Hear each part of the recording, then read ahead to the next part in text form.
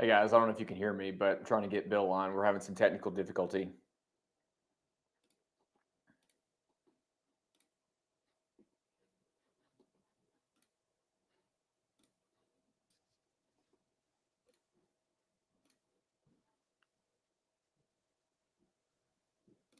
Okay, Bill. I think we're live now. Think we're live now? Yes, we are. We're live. We're on mine. I don't know if we're live on yours, though. So you might want to double check. No, but if I hit go live, I'm just going to have a single camera on here. I got 160 people piled up, too. Oh, man. So I typed in, it's streaming to both mine and yours. So if you are to hit go live and see what happens. Worst case, I don't know. We'll have to maybe redirect them to my channel. Yeah. Okay. Well, we're live now. We're live now. I'm going to turn the volume up so everyone can hear me. Can you guys all hear and see us real quick on my end? Someone hit the comment section. All right. So listen, this is a 2-person live stream, but right now we only got 1 person live the way this is set up. So Taylor, why don't you send me over real quick on an email the link that they need to be at to watch this, and then I will put it down in the description box. So, hey, everyone, I just want you to know we're going to blame this all on Taylor, all right? We're going to set this all up. We're going to be able to watch it streamed from his channel. I don't know what happened here, but that's fine. It's just really getting you guys informed on the executive order and some other stuff that he and I are just going to kind of geek out about. So I just apologize for that. You can blame me. I'll take all the blame. We're going to blame Taylor. We're going to blame Taylor. Extreme ownership. Is it the same? It's not the link you sent me already, is it? It's the, I just emailed it to you. The YouTube link should have the thumbnail. So for all of you who are, there we go. All right. So here you go, guys. I'm going to go ahead and put, God dang it, Taylor. Why can't you just give me a simple link? That's all I gave you was a link. No, man, you gave me look at that. Then I got an ad here and everything. Jesus H. Hey, that's YouTube. You can blame YouTube for the ads. Oh my God. All right, here we go, guys. There it is right there in the description box. In the description box. That is the link. You can go over there and hang out with Washington Gun Law and Taylor from Defenders and Disciples. We'll try to have our shit together by then. So anyways, if you guys all want to just start migrating over there, link is in the description box. I'm going to give them a couple more minutes just to migrate over there, watch the numbers drop from here, and then go to your channel. And again, if you guys are just joining us, in the description box, posted just less than a minute ago, you will see a YouTube link. That is to get you over to Defenders and Disciples. We tried to do a simultaneous stream, and well, you can see how well that worked out. So head on over to Defenders and Disciples and check us out over there. We're going to log off in about 60 more seconds, and then we're already live over there on that channel. So for those of you who are migrating over, you're hearing the same old crap over and over and over. Again, this is Taylor's fault, not Bill's. Remember that. I'll take all ownership on that. All right. So I am going to end the live stream here. And you guys, I'll see you on the other side, everyone. All right. Looks like we got a lot of people. Howdy from Vancouver. All right. All right. Here we go. Awesome. So everyone wants to hear about this executive order and your take on that. And I definitely want to hear. I just would love to hear like what you think the benefits of it are, what it actually does, and what can we expect from it? Yeah. Okay. So the executive order, first of all, if people thought that we were going to get an executive order and just poof, everything's going to be A-okay. Number one, no president would write an executive order like that. And number two, I think you overestimate the power of the presidency to some degree. And they shouldn't have that power. No, because just think, if you think that President Trump could just come in and say, I hereby declare that California and Maryland and New York's laws are all unconstitutional and therefore we're striking them down. Yep. Just have a change in political winds, have a change in administration, and what kind of laws can be struck down in your states that you're fond of. Yep. So that's one of the reasons that we have this thing called the balance of power. What it does do, though, is this is important. Number one, I know a lot of people had a lot of trepidation about Pam Bondi. Okay, there was mixed report cards on her as whether or not she was really going to be pro Second Amendment or not. What this does is it clearly gives her 30 days to put up or shut up, because the plan of action within the order says that within 30 days of the date of this order, the Attorney General shall examine all orders, regulations, guidance plan, international agreements, and other actions of executive departments and agencies to assess any ongoing infringements of Second Amendment rights of our citizens. So she's essentially being ordered to do a top-to-bottom autopsy on everything that the previous administration has done, from rulemaking orders to positions they've taken on litigation to things that came out of the Office of Gun Violence Prevention. And so it really does give Attorney General Bondi a blank check to tear through everything and come up with a plan as to what needs to be corrected to bring the Second Amendment back into a line with what the founders believed it would be. Okay. And what were some of the details of that? Like, I know they listed like certain things, certain instructions. So there's seven. It's a good question. They listed seven things that the president said, I specifically need you to take a look at those. I think there's about 4 that we can really focus on. Number 1 is all presidential and agency actions from January 21 through January of 25. So that is everything that the president did through executive order, anything that any agency, including our favorite 3-letter agency, the ATF, did during the entire Biden administration. Number 2, rules promulgated by the Department of Justice, including the Bureau of Alcohol, Tobacco, and Firearms through January of 21 through January of 2025. So all your rulemaking orders, things that candidly help Washington gun law grow as a channel with some of these rulemaking orders, trying to make heads or tails out of them. All of those are subject to review. Agencies' plans and orders and actions on the so-called enhanced regulatory enforcement policy, or what some people may call the zero tolerance policy on FFLs. That is a big one, because that policy has been used to run all sorts of FFLs out of business. Yeah. And then finally, the position, this is huge, the positions taken by the United States Department of Justice in any and all ongoing or potential litigation. And give me 1 second. I'm going to step away and get my heater turned off because I think it's making background noise. So give me 1 second. All right. Yeah. And guys, if you have any questions, please post them in the chat over here on the right side. All right. Sorry about that. You're good. So, obviously, I think the 2 that the viewers will most care about is really a lot of the stuff that we routinely cover at Washington Gun Law. That is the rulemaking orders and the positions that the Department of Justice is taking on several cases. Right. Yeah, I agree. And I've talked about this before with the ATF. It's, people, they say, well, we don't make laws. It's like, okay, well, laws have words and words have meaning. And if you're changing the meaning of those words, then you're by effect changing the meaning of the law. That's yeah. exactly right. Yeah, it's a perfect analysis. Yeah. So, so right now, I mean, this doesn't really do much. It's just setting the foundation for a lot of potential things that could happen. Really good things. I think about 30 days out from now, there will be a report. It has to be it's submitted by the Attorney General through the White House Domestic Policy Council, and then it would be presented to the president. I think that we're going to see a lot. There's a lot of things that could be in there. I did a video yesterday, 2 days ago, actually, where we talked about some of the things that we think Attorney General Bondi could do. We kind of broke them down by easy stuff, a little bit more outside the box kind of stuff, and then stuff that's kind of monumental and undertaking.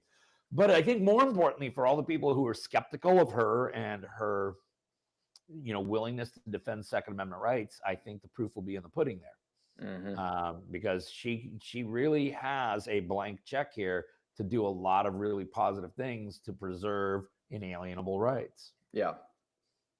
That's awesome. Yeah, Trump. He's been one of those presidents where you don't really know. He's such a populist, and so you don't really know whether or not he is pro or against Second Amendment. We had the bump stock ban, and now with this, I mean, I think that he is it seems to me, is more open to being advised by people that know much more than he does, like particularly his sons, on gun rights and stuff like that. So I think there's been optimistic about that. Yeah, I think there's been a remarkable transformation of Donald Trump. And then I know a lot of the political players believe that maybe losing 4 years ago was the best thing to ever happen to him. I think clearly he seems to be far more well organized. I think he's picked a much better cabinet in the sense of people who are truly going to be loyal to the president and to his policies. I think that was really important. I think he literally had people undermining him from within his first 4 years around. But yeah, the jury's out on him as the Second Amendment president, isn't it? Because his first term, really about the only thing we had was a bump stock ban, which ultimately was thrown out by the United States Supreme Court. But it was the development of a playbook that the Biden administration used on 4 separate occasions, because never before we had this, hey, let's just get the ATF to make a huge new rule and reinterpret the law so that millions of people go from lawful to felons literally overnight. And they did that with, the forced reset trigger rule. They did that with the rule on frames and receivers. They did that with the rule on pistol braces. Yeah. I'm hoping all that gets reined in. We're trying to find some of these questions here in the chat. Let's see. Well, let me while you're doing that, let me give you some to the viewers out there some things. So here's some really easy things.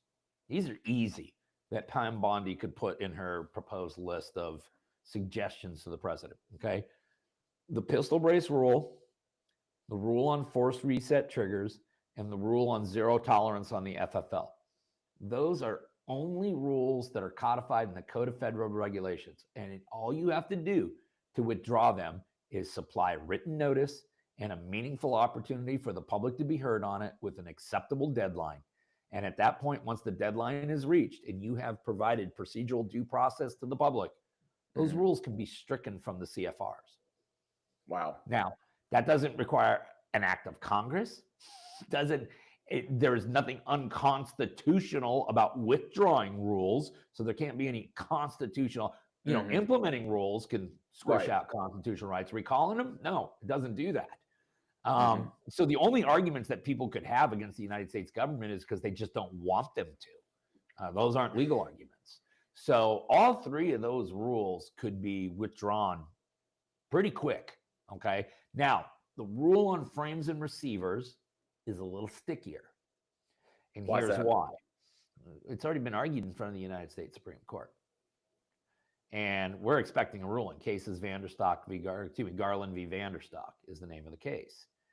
And so if I were to have a one-on-one with Attorney General Bondi, I would probably tell her, don't be thinking about withdrawing that rule yet, because I don't think you should try to moot something with the United States Supreme Court. You don't really know what kind of reaction you might get out of the bench at a time where you're begging the Supreme Court to accept review of a bunch of other cases.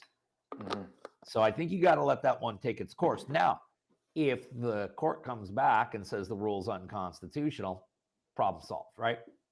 If the court comes back and says we believe the rule is constitutional, the Attorney General still could at that point move to withdraw the rule.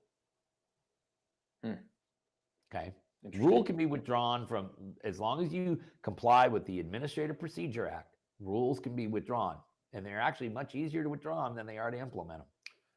Someone asked here, I'm thinking that if he can get Congress to repeal the NFA and the other added laws, we would not have to get rid of the ATF and they can focus on real crime. I'm assuming that means Trump. Well, I will assume that means the president.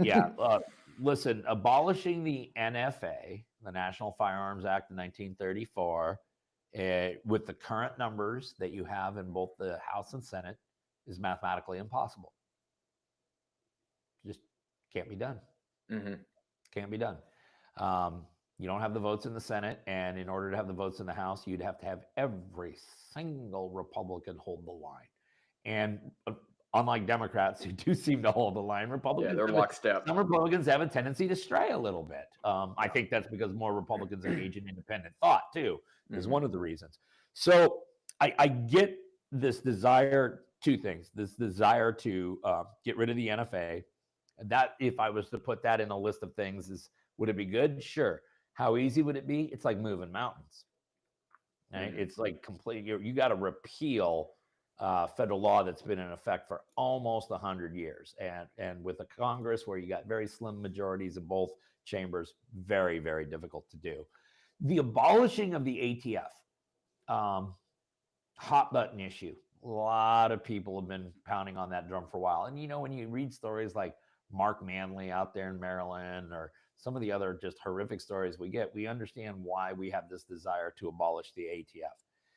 There's a political undertone to all of this. If you're in the, obviously, because you're talking about a presidential administration. Yes, a president who does not have re-election on the back end of this term, but one that will have to deal with politics nonetheless, has a midterm in less than 2 years. Mm-hmm. You ran on a law and you ran on law and order as a campaign platform, and the American people voted you in for that reason. Abolishing a law enforcement agency, I don't know if that fits into what you're trying to accomplish. And candidly, I think we have to ask ourselves, if you get rid of the ATF, who then starts enforcing these federal gun laws? Because getting rid of the ATF doesn't get rid of federal gun laws. Gets rid of the ATF. So then who is it? The FBI? Or do they start trying to deputize local law enforcement agencies? It could be a real, real mess. Is the better solution to get the ATF back to what they're supposed to be doing? Going after criminal enterprises. What if the ATF suddenly was a pro-2A organization, in the sense that when they see states that are trying to curb gun violence through unconstitutional methods, you would begin to see the United States Department of Justice author amicus briefs against that legislation? Why couldn't that happen? Yeah. So I think that a refined, retuned ATF is actually more beneficial to us than just abolishing it, because it doesn't get rid of many of our problems, which is not just the ATF, it's the federal gun laws. And those, try to abolish those. Again, now we're talking about moving mountains in Congress. Isn't there a recent Hearing Protection Act that's been proposed, or a new one, or like revitalized? Yes. What are your thoughts on that? So the Hearing Protection Act, and there's a couple of other bills that are very similar, are bills that are designed to, by legislation, remove suppressors from the NFA. Now, interestingly, we also have a 3-judge panel in the Fifth Circuit, who said that suppressors are not even protected by the Second Amendment. So pull them out of the NFA, and then have a ruling that says the Second Amendment doesn't protect them at all. And now we're getting into some very uncharted waters here, okay? And could you begin to see more and more states, if you were to leave suppressors completely out in the open like that, that would try to do what Illinois has done with a lot more bans? I don't know. That's kind of deep, looking into the tea leaves. Do I think suppressors should be removed from the NFA? Absolutely, they should be. They absolutely should be. I think that the reasons that suppressors went in 1934 versus how suppressors are used today are so radically different. There is no need to have the extra layers of federal regulation. And interestingly, I understand that when you go to Western Europe, where it's near impossible to get a firearm, you can buy a suppressor right off the shelf. For hunting. Yeah. Yeah. We talked about this last time, where if people think about, like, for example, like a sling is like not part of the firearm, right? So it's technically really not covered under the Second Amendment. Now, someone could argue that maybe you need a sling in the employment of using a gun, but does a suppressor fall into that as well? Because according to the 3-judge panel in the Fifth Circuit, yeah, they said it's merely an attachment. And one of the big things is you don't need a suppressor to have an operable firearm. And an inoperable firearm doesn't become suddenly operable when you add a suppressor. Okay. Dangerous line of reasoning, because you take some of these courts where they get very creative in their civilian disarmament measures. What happens when you start banning triggers and barrels? Yeah. Now, I think we could all agree that a trigger is absolutely necessary to the proper working order of a firearm, but is the Ninth Circuit going to necessarily see it that way? Interesting. Yeah, I'll see what other questions we have here. There's a lot, so I'm trying to sift through them here.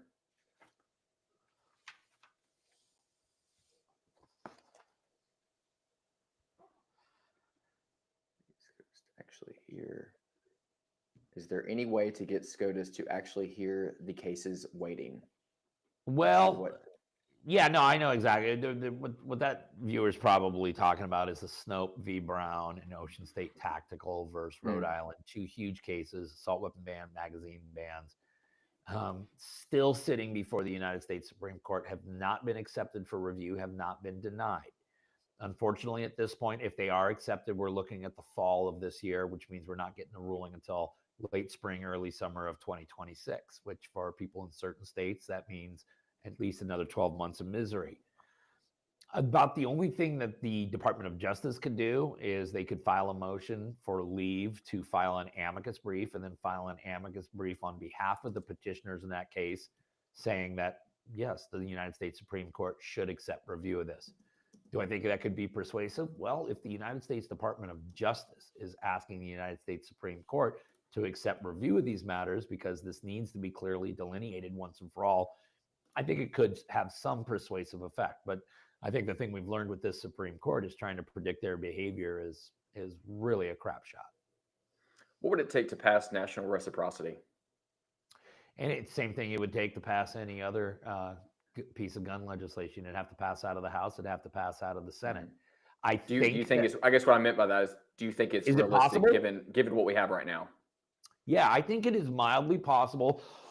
I don't think it's possible, though, in the format that we've seen some of the other national. First of all, let's talk about the difference. National concealed carry reciprocity versus national constitutional carry. Okay, big difference, right? National concealed carry reciprocity is you are licensed in some state, and that license then is good in the other 49 states. Like a driver's license. Exactly like a driver's license, which yours does work in the other 49 states. You know that, right? Yeah. Okay. Now, national constitutional carry is you don't need a driver's license to drive. You can drive wherever you want, anywhere in the country. Okay.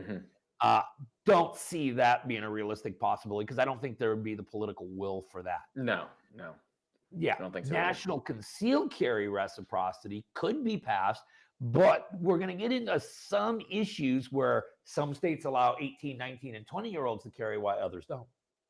Yeah. Some states have training requirements, other states don't. Washington State, all you got to do is pass a background check. That's it. Fill out the application. 30 days later, you're good to go. Some states you gotta, it's 2 years to wait and $3,000 and like psych evals and all of this crap. So where is the happy medium going to be where you have enough legislators willing to sign on to it? Because you're probably going to need a small amount of Democratic support to get it over the top. And so you're probably going to have to concede some points. And those who are absolutists, and I'm not saying that they're wrong, I'm just saying there's a segment of the 2A population that I call absolutists, which they absolutely believe all gun laws are unconstitutional. They believe you should be able to own nuclear weapons. Whatever. I mean, everyone's entitled to their views. According to a poll I did, it's about 14% believe that. Well, whatever. Listen, we're not going to get into that right now, though. I don't tell people how to think. I just give them all the stuff to think about. I do think there is a chance for national concealed carry. I don't think those in the 2A community will be really thrilled with it if it comes to fruition, but it's going to be better than what we currently have. That's for certain.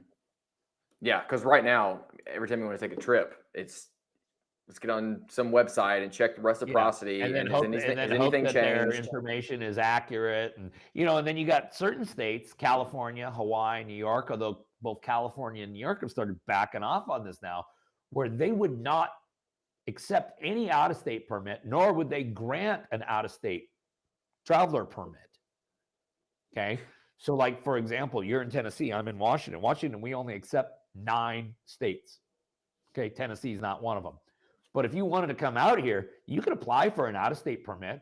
And instead of 30 days, they got up to 60 days to give you yours because you're an out-of-state person. But once you pass your background check, they would give you an out-of-state permit. And then when you're in Washington State, you would get to carry exactly as I do.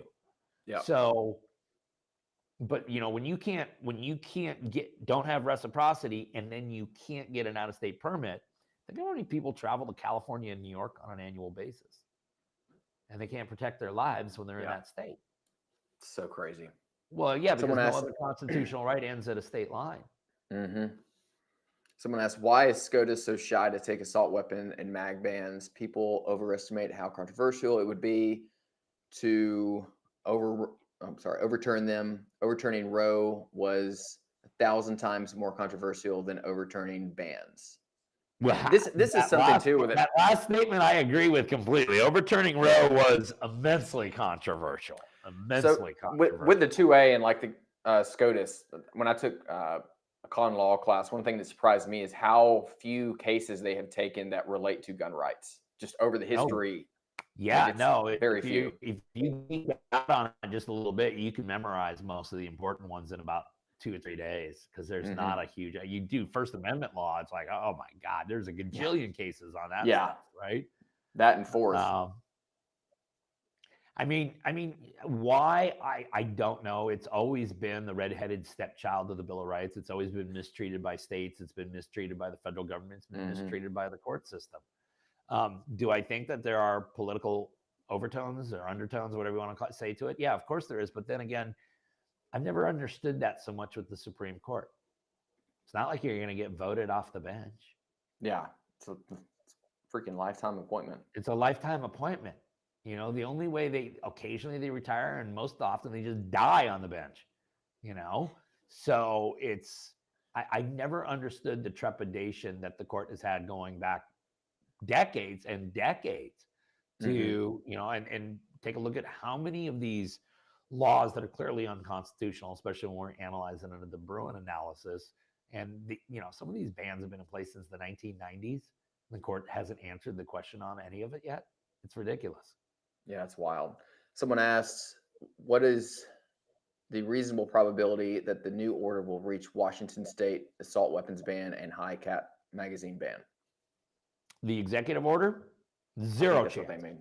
Yeah, zero chance, because it's not like the president can just by executive order say, I believe this state's laws are unconstitutional and therefore I'm hereby banning these laws. Can't be done.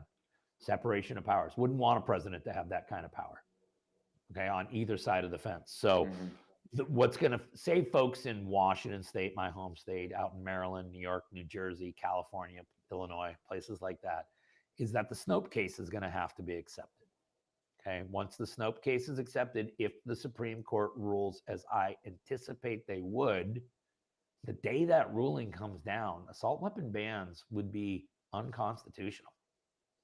I mean, explain again the Snopes case. Snopes case is the Maryland assault weapon ban case. Okay, and if you look at the statute, it's going to be very similar to people who are living in other states that have assault weapon bans right now. So semi-automatic rifles that accept the detachable magazine and have any of the following attachments. And it's just everything you find in the AR and AK platform. Yep. So that case is sitting right there on the front steps on a petition for certiorari by the United States Supreme Court. The case is completed. There's no other stuff that could ever be done on this case. So it's the exact posture that the Supreme Court needs a case in. The Ocean State tactical case is an exact same posture dealing with magazine bans in the state of Rhode Island. If you could get the Supreme Court to accept both of those cases and consolidate it onto one calendar, which would be easy to do, you could literally determine the legality of assault weapon bans and magazine bans in one fell swoop. Wow. Yeah, that would be great. Okay, and so for the viewer to understand, like, what would states be able to do about that? The answer is not much. Let me give you an example. Case called Hodges v. Obergefell. Very, very famous Supreme Court case. Everyone's heard of it. They just don't remember the name. Hodges v. Obergefell was the Supreme Court case that said gay marriage is constitutional. Okay? Now, we know that there were some states that were not too cool with issuing marriage licenses to same-sex couples. Okay? That's just politically where those states were coming from. They don't need to be named because they are who they are. But the day that opinion came down, guess what the county clerks were doing the very next day in all of those states? You're issuing marriage licenses to same-sex couples, right? You didn't hear any state like, let's say, Arkansas or Mississippi or Louisiana, notoriously very conservative state. No one wrote a Hodges response bill, did they? No, they just followed the law of the land. Now, what do I think should happen in states if assault weapon bans are struck down? The exact same thing. Do I think some states will do it that way? Yes, I do. But I do think some states like California and stuff will probably try to write a Snope response bill or something like that and figure out how, well, we'll just try to ban them this way instead. Don't be surprised if that happens. Speaking of that, someone asked, could this is Domhnall 1989, could Congress pass a law that is effectively a federal level preemption law, i.e. only the federal government has the right to set laws impacting the 2A? So here's the thing. If you wrote a law like that, I think it could be challenged under the 10th Amendment. Because if you take a look at the way the country was set up, there were certain powers that were enumerated to the federal government. Mm-hmm. If it wasn't in that list, and by the way, firearm regulation was not one of them, okay? And so actually all other powers are reserved for the states at that point. If it passed constitutional muster, could the federal government set a floor and a ceiling? Yeah, because under federal supremacy law, their law would reign supreme over any state law. States can provide more protections to its citizens than the federal law does or the federal constitution, right. Like but they cannot provide less. Mm-hmm. Yeah. Yeah, like for police officers. Getting a piece of legislation like that passed, I mean, you know, if we had a 62-38 majority in the Senate and a 44-seat majority in the House, yeah, that could be real possible at that point. But the numerical value in both chambers isn't there right now. Yeah, and I get their point, because if you think about the Fourth Amendment, for example, for example, for police, under the Fourth Amendment, federal law gives us this much leeway, and then the state law gives us this much leeway, and then city this much, and then the department. It's like as you go down that inverse pyramid, your restrictions as a police officer in terms of like what you can do become more and more restricted. Or the freedoms that you enjoy as a citizen, as a it's inverted. Yeah. That's right. And so I see their point here, because like imagine if like we're instead of the 2A, we think about the first or fourth A, and we had a state that's like, well, no, we're going to restrict, or we're going to be more invasive on your right to privacy or on your First Amendment, and like no one would stand for that. But yet when it comes to the 2A, it's like, okay, ARs are not prohibited federally, but we have states that are being more restrictive than the federal government, and it's completely backwards. And you got some federal courts out there right now that have ruled that the AR-15 is not even protected by the Second Amendment. Seventh Circuit ruled that way. So let's see, Bill, okay, someone asked, Bill, you have teased the possibility of you moving to Idaho on a few occasions. Are you going to move to? Are you going to move? And if so, will you be in practice? Okay. Okay. So the answer to that question is check with me after this legislative session.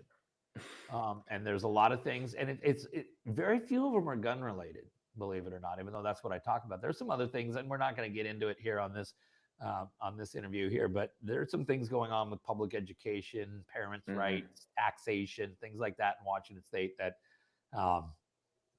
everyone has a certain pain threshold.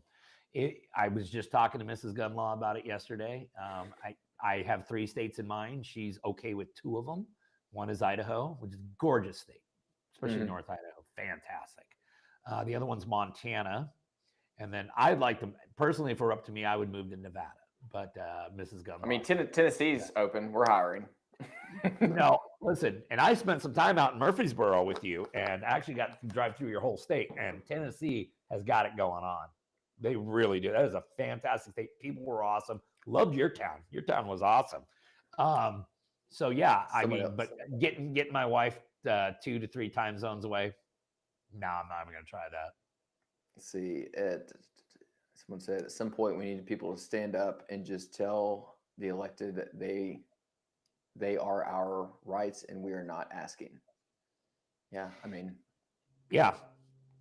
And some people have asked on my channel, like, when you just going to say, that's it, just tell everyone to disobey the laws? Well, the problem is I got this thing called the Bar Association, and they would get a little ticked off about me basically advocating for, violating laws, willfully violating laws. So because I hold myself out as an attorney on the channel, I do try to stay within the confines of the ethical rules that we have as lawyers, which can restrict at times how I speak about things. Yeah. Well, let's talk about that too, because even just on an individual level, this whole shall not comply mentality. Yeah. It's like, okay, until the ATF is kicking down your door in the middle of the night and shooting your dog, and you have a family, and like this is one of those things where you have the extremists that will be like, well, it's our rights and we got to stand up. It's like, you're absolutely right, and there are other options in terms of legislative process, like voting. Like, it's not just shall not comply or, oh, I lost him in a boating accident. There's that doesn't really help, in my opinion. I tend to agree with you on that, but again, everyone has a certain pain threshold, and if you're living in some of these states, it's just a constant onslaught of civilian disarmament. Yes. Yet they know that these people are not the problem. All I can ever do with my channel is, and again, I try to stick by the motto that I'm not going to tell you how to think. I'm going to give you all the stuff to think about. And I always say, hey, if you don't obey this law and you're caught in violation of it, these are the penalties for it. Right.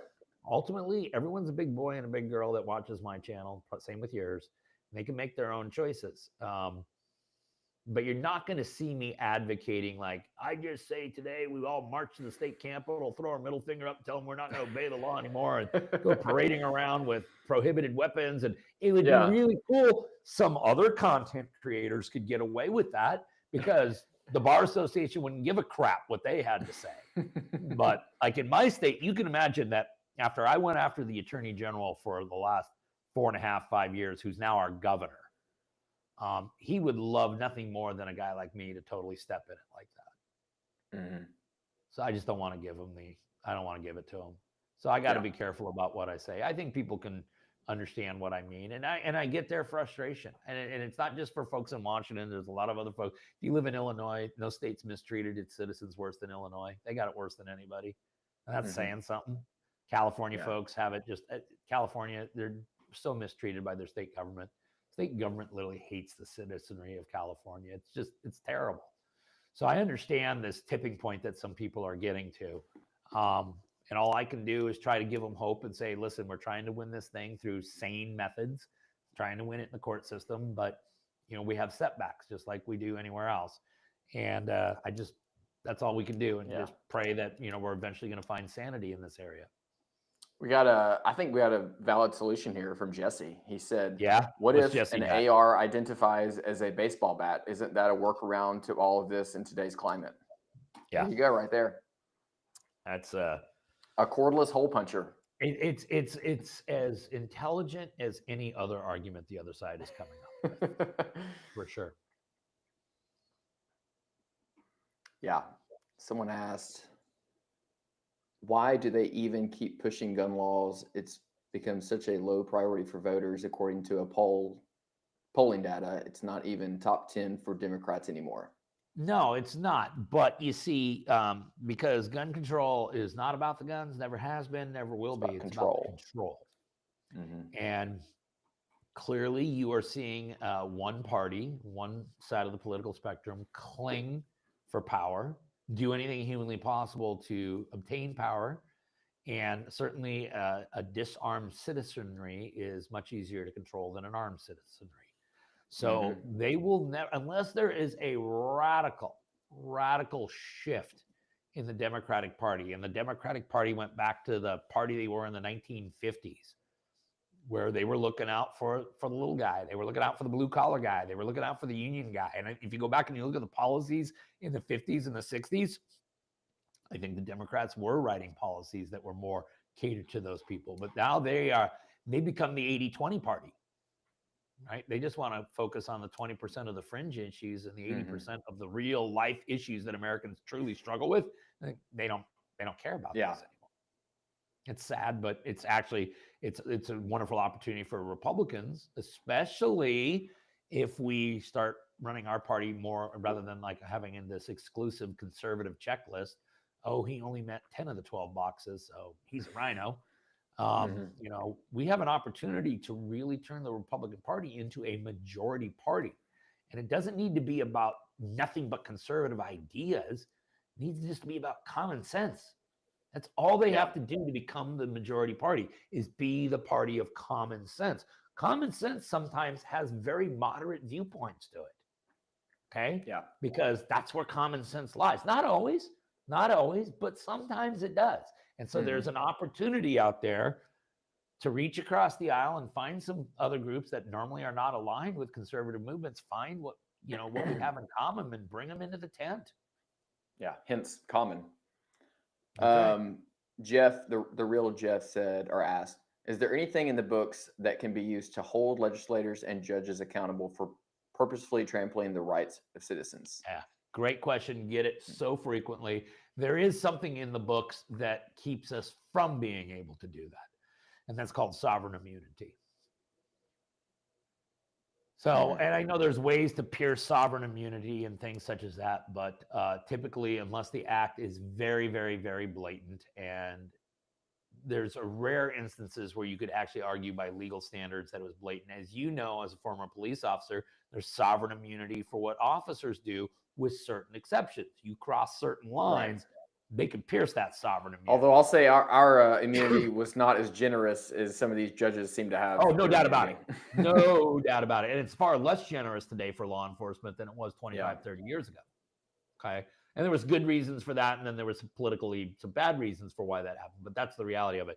But no, if you're a judge, if you're a politician, no, you have complete and total sovereign immunity. Now, there is a bill out here in Washington. And of course, now that I mentioned, I'm not going to remember. Here it is. I got my cheat sheet right here. Let me look at this real quick.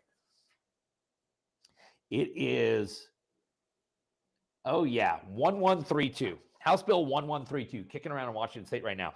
That would limit your ability to purchase one firearm every 30-day period. And then it also limits how much ammunition you can purchase in any one transaction. That law was passed in California 2 years ago. There is not a single court anywhere in California, anywhere in the Ninth Circuit, that has viewed this law and not said this is totally unconstitutional. The law has never been enacted in California. Think about that. Never enacted. Wow. The lead case out of the Ninth Circuit is a case called Nguyen v. Bonta. Okay. And if you go and geek out on that case, you will realize, I think FPC is leading the charge on that one. And they've been just kicking some ass on that case. But the case is a disgrace to the California Attorney General's office. I mean, they've just bumbled this thing, and it's a horse crap law. So with that in mind, along comes two representatives in Washington State who are like, hey, we should try that here in Washington. And one of the things I pointed out in the video is that normally it's hard to prove that legislators are doing things that they know is blatantly unconstitutional. Mm-hmm. This might be a situation where that actually can be proven. Wow. Because if they do pass this bill, I mean, it's California. It's right down the road from here, basically. And we all sit in the Ninth Circuit, which means all of those rulings that have come out of the Ninth Circuit that said this law is unconstitutional would apply here in Washington State also. And yet the legislature may choose to move forward and pass this bill anyways. And I do think that to me is a real crossing of of a Rubicon there, where a state literally has been on notice, this law is unconstitutional, and you did it anyways. So that's 1132 out here in Washington. Someone asked, Bill, as citizens, other than, quote, go vote or, quote, call your congressman, what can we truly do to fight for our rights? Go vote doesn't seem to be working. And before you answer that, and maybe you'll answer with this, I think part of the problem is how many people don't vote. Yeah. And this person smoking Northwest Barbecue, you probably know a lot of people that don't vote. I can't remember the exact statistics, but it's a large portion of society. Well, yeah, according to the New York Post, in September of just last year, there were 10 million gun owners and or hunters in the United States that were not registered to vote. 10 million. Mm-hmm. And then there was like over 500,000 in Pennsylvania, over 500,000 in Virginia, over 500,000 in North Carolina, all the swing states, Mm-hmm. It was like, and if you just had those 10 million people participate. Oh my gosh. That would change it all. There would be a real question as to whether or not the Republican Party truly is the minority party when you take a look at those 10 million votes added to it. So, I know a lot of your viewers vote and they think like, well, my vote doesn't count. And in some states that I get where that comes from. Mm-hmm. The other thing is that you have to support the organizations that are going to take the fight to this BS. GOA, FPC. GOA, FPC, Second Amendment Foundation, NAGR. If you just go back and you look at my channel or watch any of the other similar channels, you'll hear us say the same thing. Today's case is GOA v. Garland. Mm-hmm. Okay. Well, guess who's leading the charge of it? You will notice that I rarely will talk about today. We're going to talk about United States of America versus NRA. Yeah, that I was about to say it. Support the organizations that don't just send you a bunch of junk mail.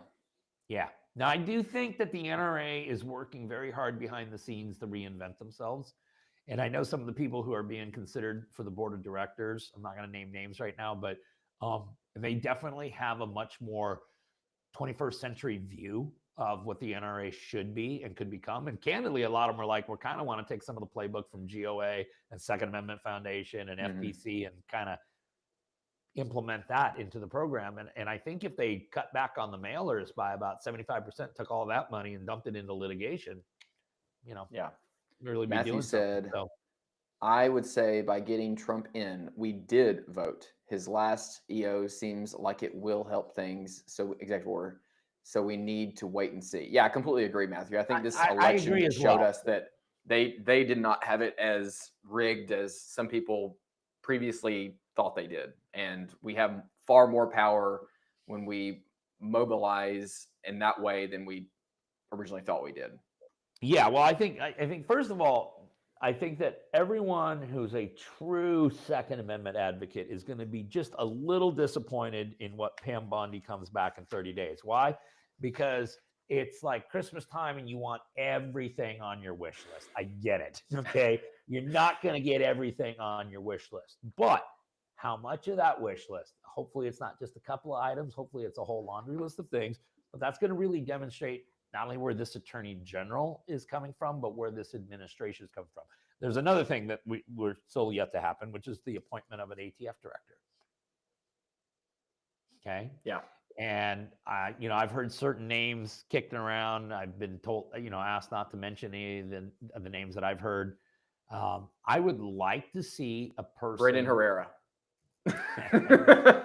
No one needs me to spill that name out. That name's been kicked around. Yeah, I don't know how realistic that is, though. Yeah. Sorry, what were you going to say? I recommend Mark Smith, actually, from Four Boxes Diner. This is an inside joke with me and him.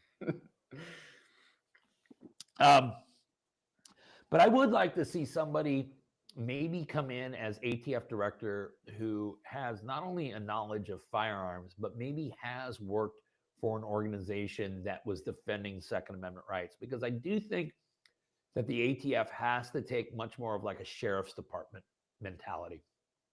I'm assuming that the sheriff's departments out in Tennessee are like how they are out here in Washington, which is they take fighting crime very seriously, but they also take protecting the constitutional rights of the citizens equally as seriously.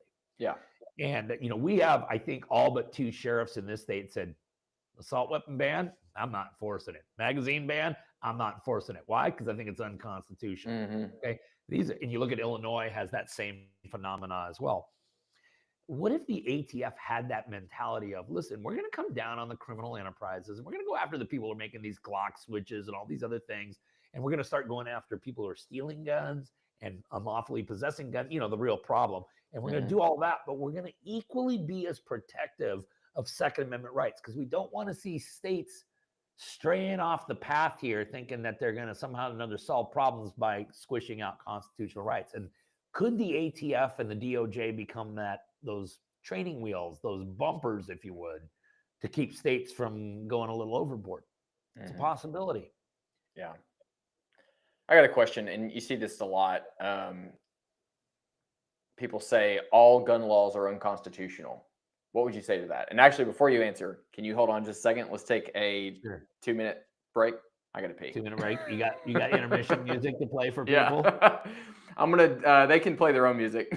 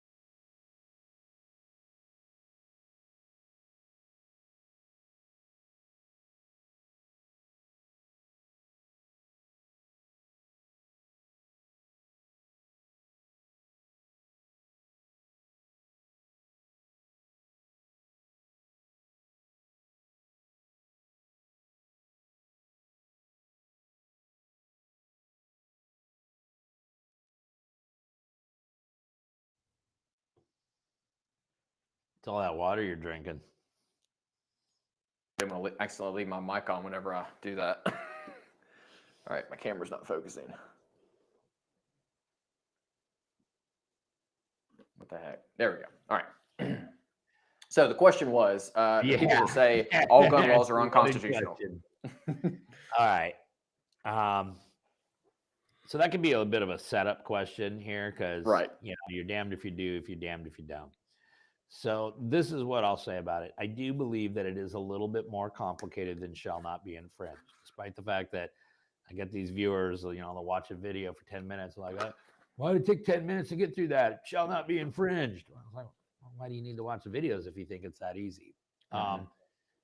There is no doubt that there is a historical tradition of regulating firearms in some manner. Why do I say that? Because, the test to determine the constitutionality of gun control measures is to take a look at what our history of doing it was. Okay.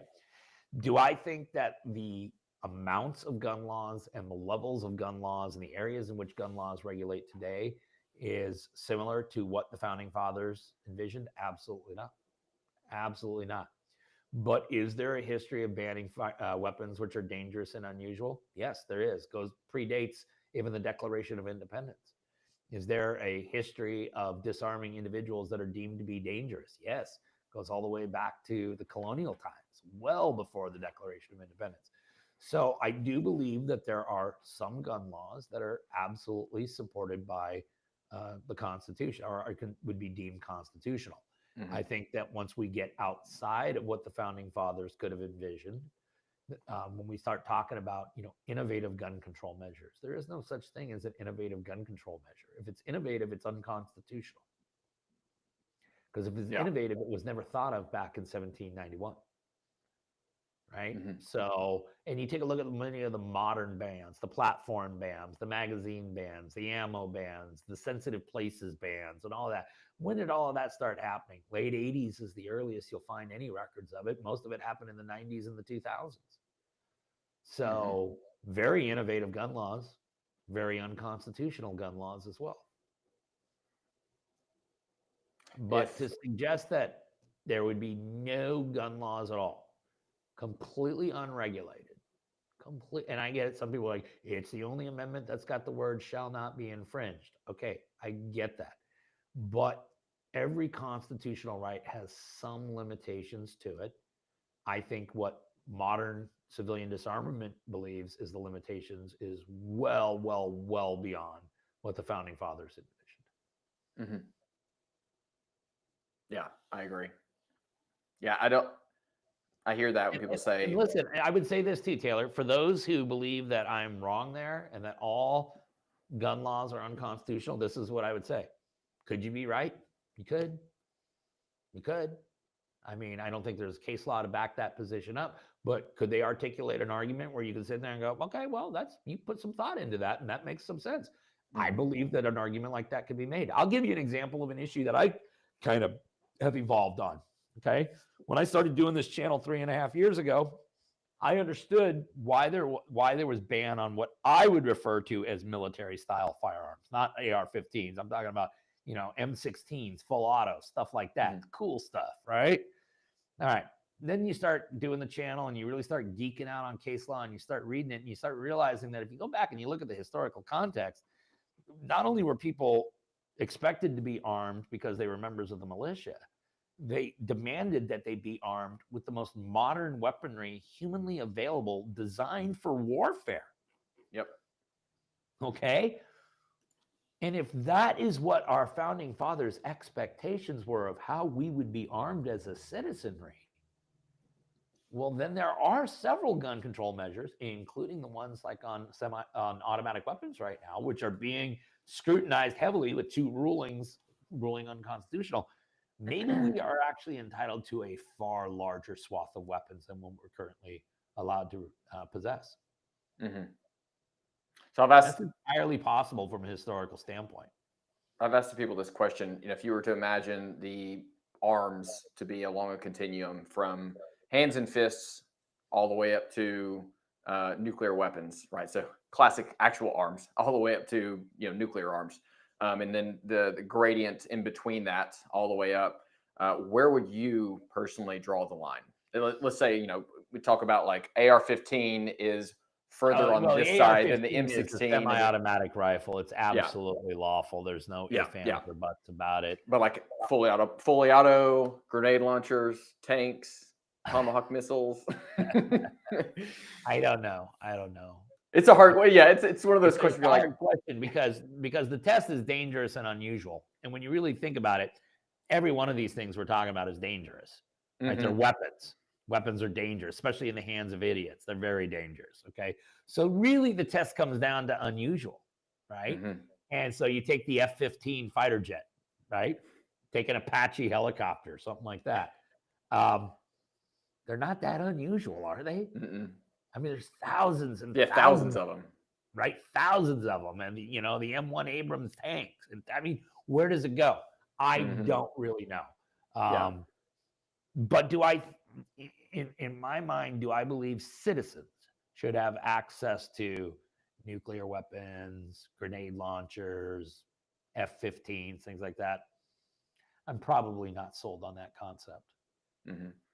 Yeah, and I think you've heard this before, but I respond to that with my concept of the combat vote, right? So in a civil system, we vote, and that vote represents one. Like, so, and democratically, when we vote, and I know people are going to comment, we're not a democracy. Well, yes, we're not a democracy, but the way that we elect officials is a democratic method. So when you vote, it represents one. And so I view that's obviously a civil voting system, but in a combat voting system, you still have a vote, right? And so when soldiers are deployed, they are issued a vote, and that vote is their M16, you know, whatever they're issued on the individual level, and then you have unit level issue things, or like a tank or a battleship or whatnot.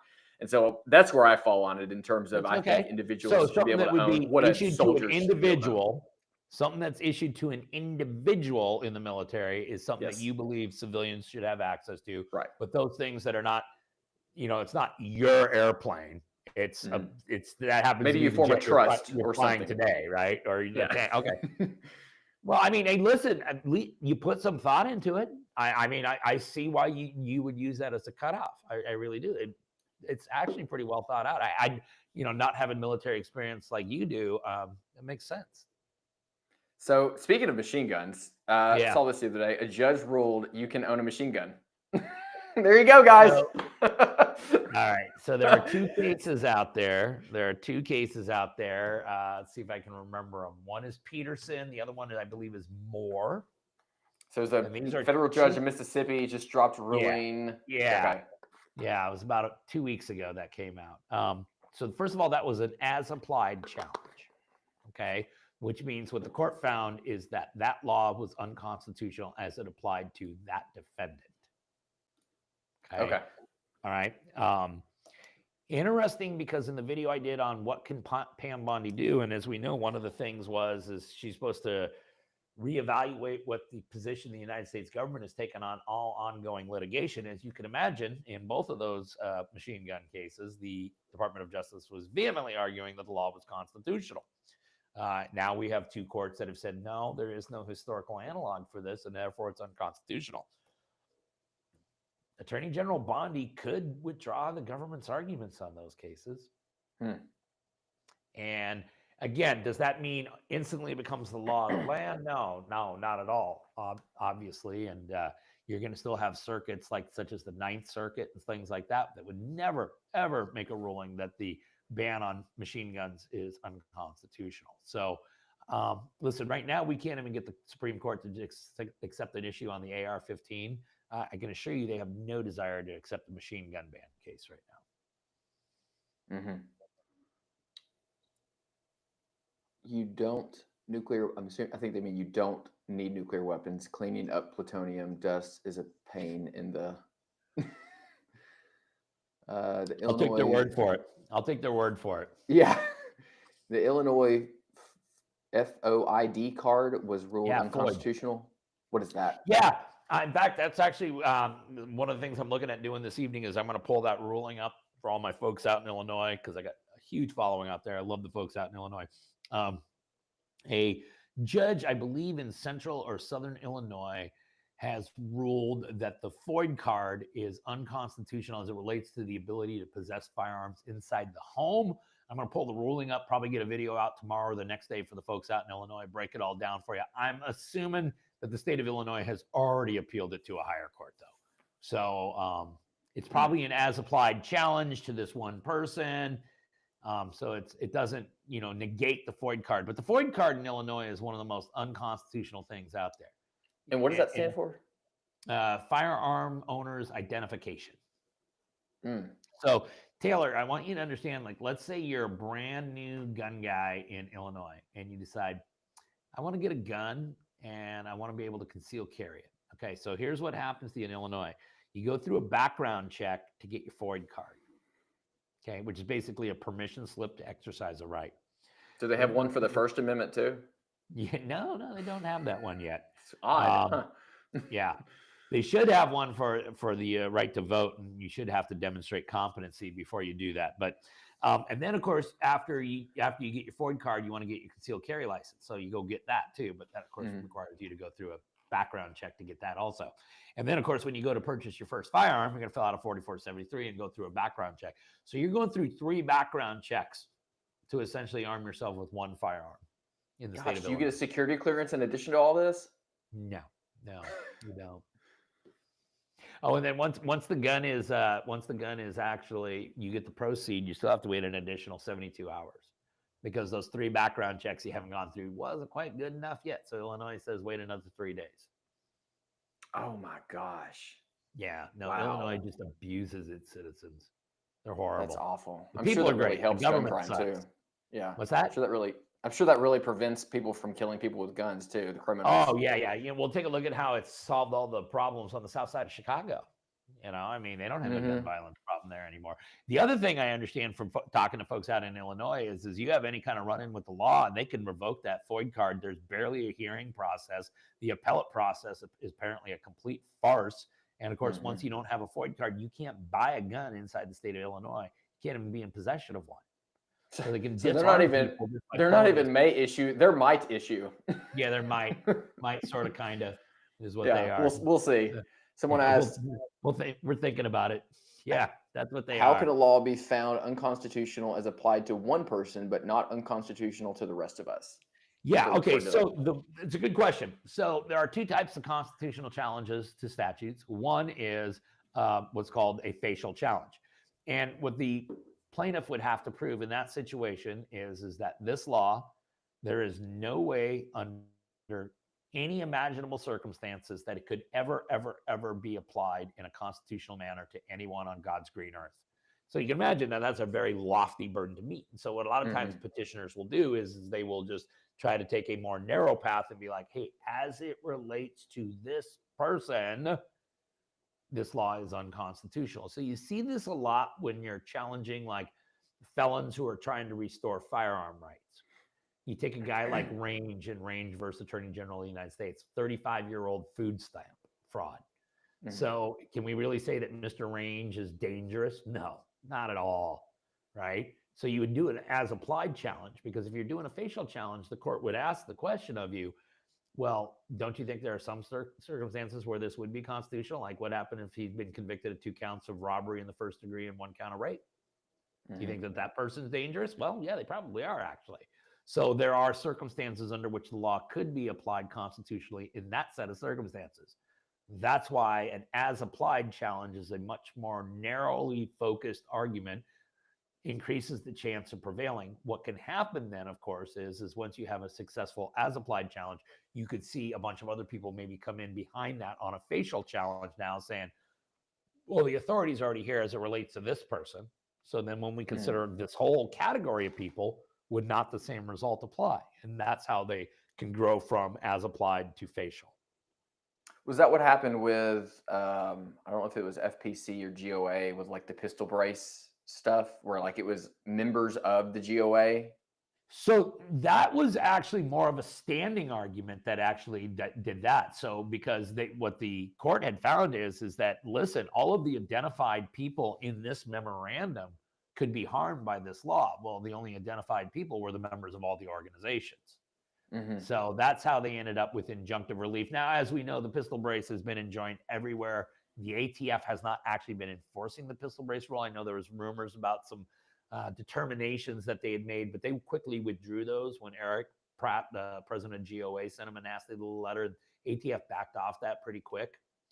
So those were as applied challenges. But again, you started seeing large segments of the population when these as applied challenges, eventually the court's like, well, who is it constitutional for then? All right.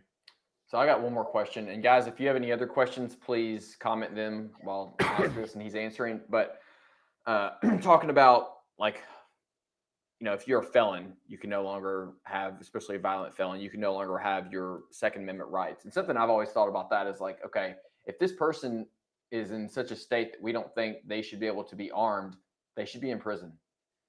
You know, Carrie Sloan, Stilettos and Shotguns, and We the Female, and all that. That she has been beating that drum for years, and it's a hard argument to argue against, because they're like, no, seriously, if the person's really that dangerous, what are they doing back out on the streets? Yeah, and if you're willing to put them back out on the streets, you know, it's a tough one. It's a real tough one, and this is where my experience as a prosecutor. Because I spent the first few years out of law school as a prosecuting attorney here in King County, Washington, downtown Seattle. And I do recognize that there are certain people that are never really safe to society. And I'll tell you who they are. It's not the murderers. I think people on death row can find salvation in some fashion and change who they are. I really do. The pedophiles, I'm not too sure about that.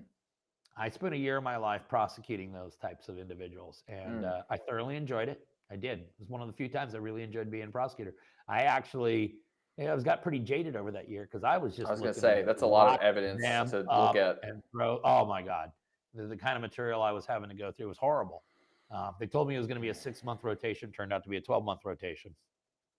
I loved putting those people in prison, but I will tell you too, I can't ever remember ever getting a report on any one of these types of people where they thought there was a low risk to reoffend again. I just think that there's like a wiring issue or something, you know? It's not a software issue. I think it's like a hardware issue, you know?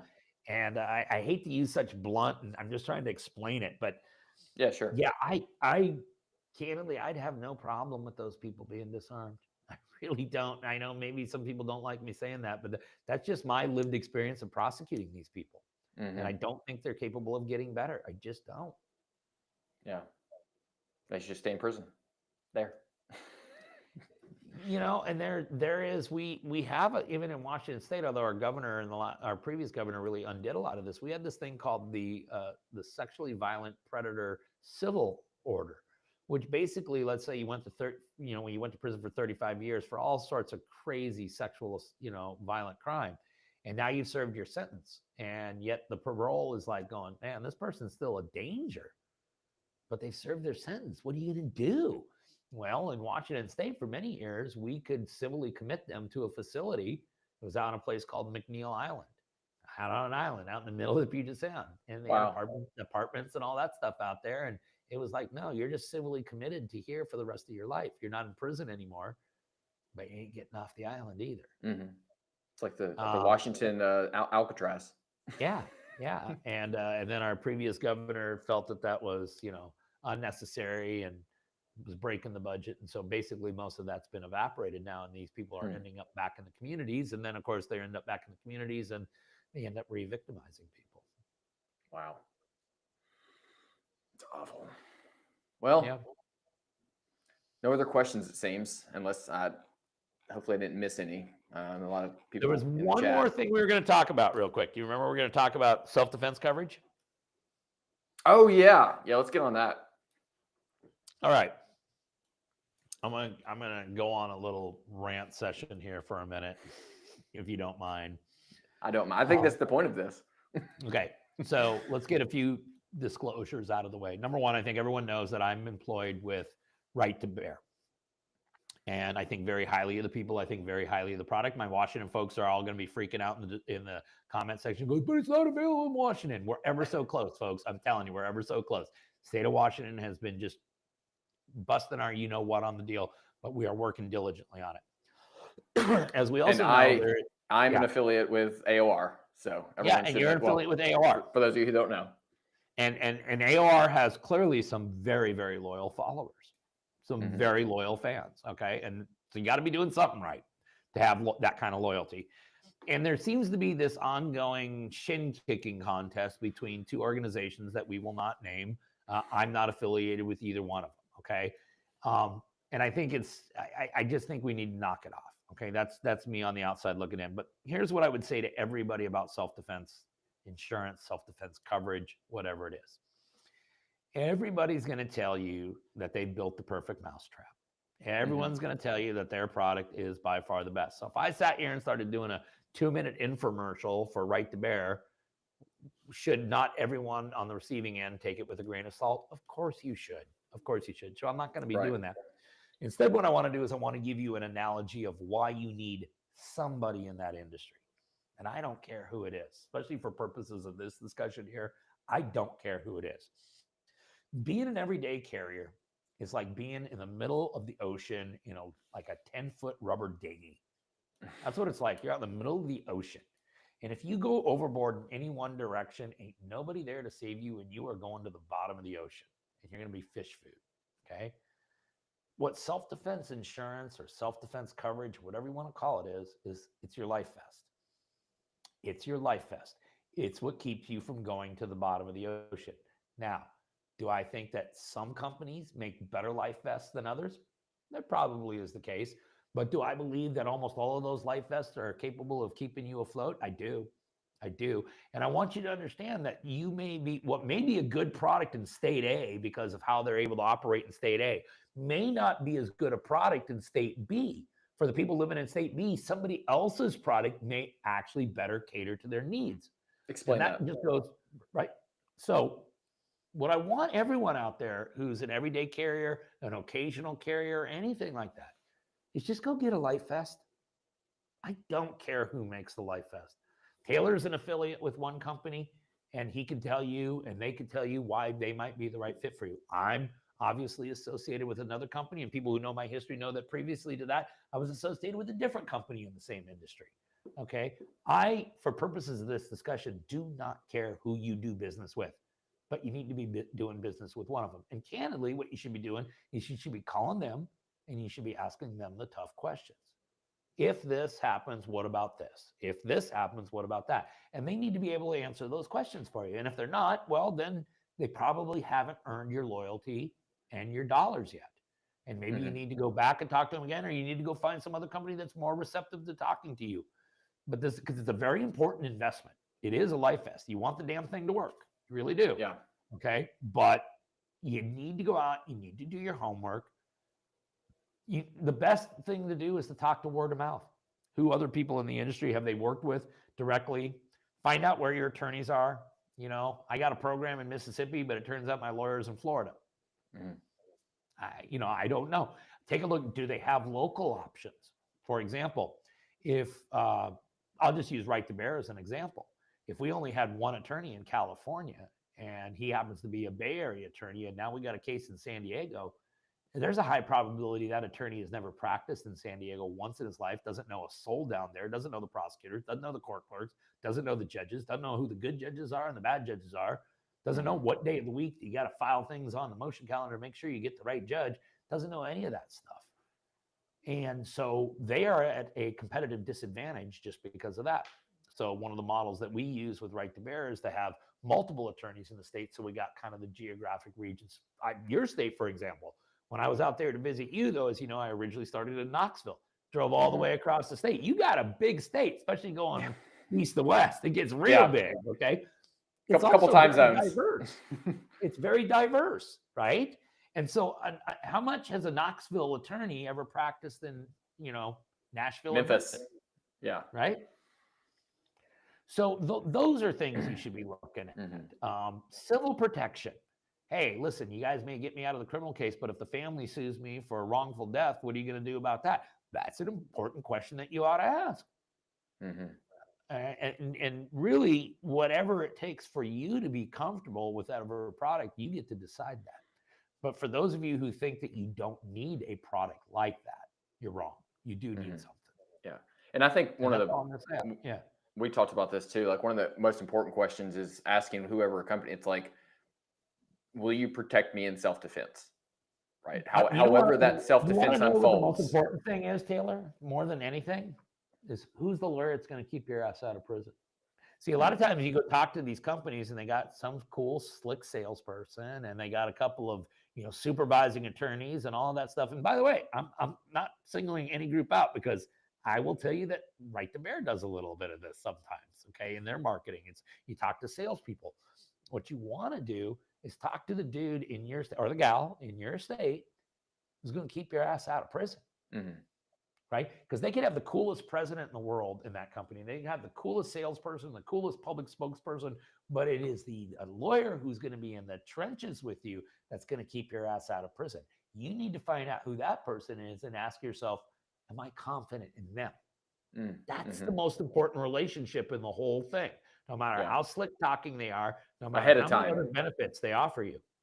Yeah, to have that conversation ahead of time so that you're not meeting that person for the first time in the most stressful moment of your life. Right. And then realizing, like, oh shit, this dude's only been out of law school for 18 months. Crap. You don't want that guy to be cutting his teeth on your livelihood when you're looking at 20 years in prison or something like that. So those are things that, as a consumer, you should just be exploring, regardless of who you're thinking about doing business with. Yeah, that's good. A couple questions to wrap this up. Will I be able to continue open carry in Washington State, as I do not yet have a CWP? Okay. So right now, there is no bill in Washington State to ban open carry. Open carry is, this always shocks people when I say it, open carry is quite legal in the state of Washington. It really is. Has been forever, and I've, for whatever reason, never talked about doing away with it. I would encourage the individual to go get, we call it a CPL here in Washington State, concealed pistol license, because it would allow you to carry loaded in your automobile as well. And candidly, as a criminal defense attorney, I'll tell you that the place you're most likely going to come into armed conflict is actually on the roadway. Yeah, road rage is pretty serious. Someone said, what if I cannot afford one of those companies? Well, if you can't, I'm sorry about that. I don't know how many of them are offering a sliding scale. My question would be, can you afford to do it, or can you afford not to do it? I mean, some of these companies are 12, 13, 14 bucks a month. It's not like it's really blowing the bank, but I get everyone's got their own financial situation. And certainly as a country as a whole right now, it costs being across the board way higher than they should be. Everyone's being pinched right now. But to me, it's a very, very wise investment. It really is.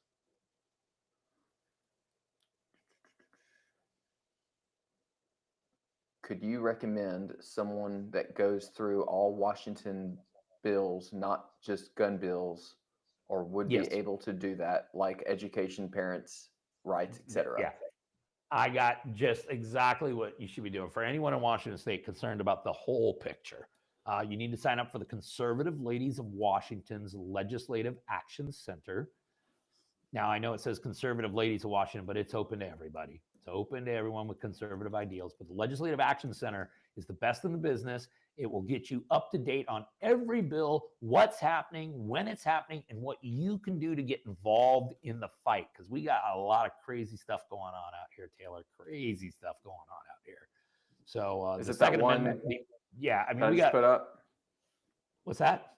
Is it that one I just put up there? I found I think I found their website, conservativeladiesofwashington.com. Yep.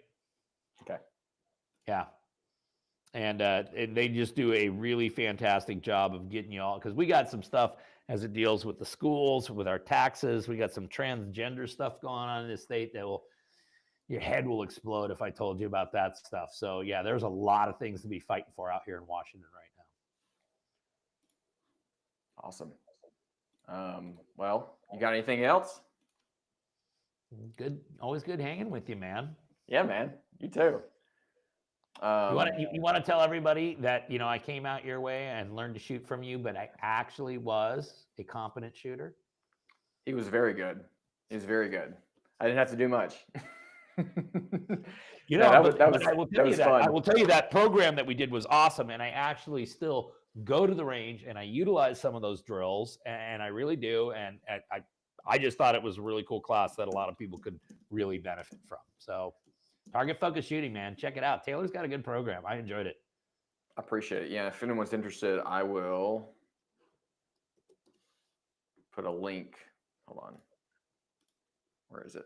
Where's the chat? There we go.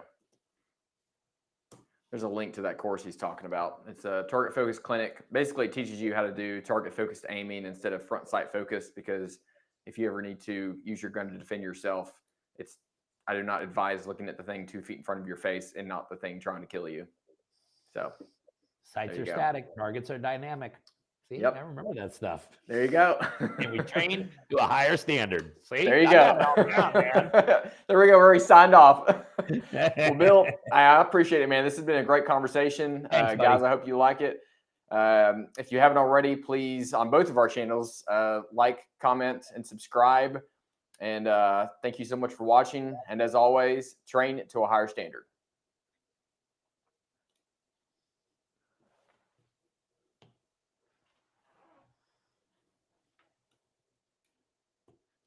All right, I think it's, see, I hit end, so I'm assuming. Yeah, and then I just got to leave my browser open for a while because it's going to upload from my system as well.